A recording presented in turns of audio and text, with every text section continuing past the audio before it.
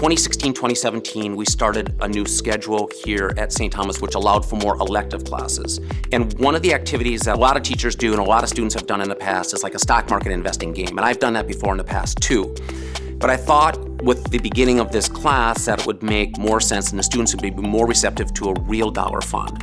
One in which it's not a game, but it's sort of making decisions about what real life people would do with investments. And we decided to call it the Cadet Fund because the idea with the Cadet Fund is that the money raised and given, donated to the Cadet Fund, so it started with a $17,000 donation, that the money would be managed by the students in the class as part of the classroom activities. Once the fund reaches a dollar amount of $100,000, money could be drawn off for financial aid. So every penny that goes into the fund is managed by the class, this cadet fund, and then money is then eventually would be distributed. It's not at $100,000 yet, but we hope to get it there soon. This is something that we have to take seriously. I mean, this is the school's money, and we're working to get this fund up to 100 grand, so it can be used for financial aid. There's an element of seriousness that this is what the real world is like, and this is how funds get managed. Ours, I think, is unique on a couple different levels. One is that we have brought in involvement from alumni to help out with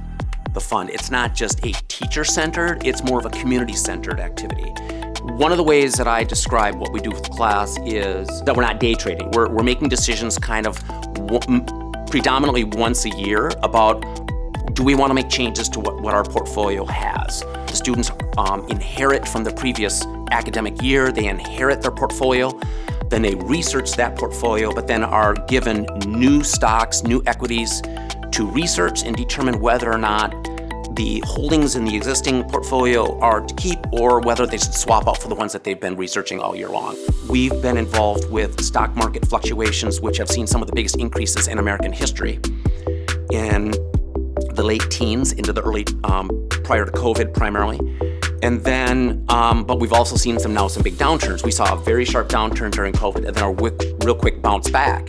And so the students were able to see that. In the course of a year, what's nice about a year-long class is the students can see some of these fluctuations rather than just being maybe even just a semester, but they can see a sharp downturn with COVID and see it bounce back and know that you can have a big drop and have it come back quickly. The other thing that's unique about it, in particular, is that we have written it up for financial aid. Obviously been looking at schools, starting my senior year.